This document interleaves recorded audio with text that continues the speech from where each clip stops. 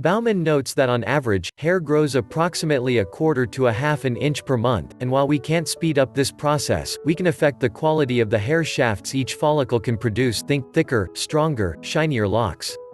There are things we can do to stimulate a higher percentage of hair follicles in the scalp, which will keep more hair in the growing phase and make your head of hair thicker, healthier and fuller. Unsurprisingly, this makes how you treat your hair crucial to natural hair growth. If your hair breaks before it gets past your shoulders, egg yolk and aloe vera hair mask will be your savior. Eggs contain lecithin and protein, and aloe vera contains vitamins A, C and E, which contribute to cell turnover, promoting healthy cell growth and shiny hair.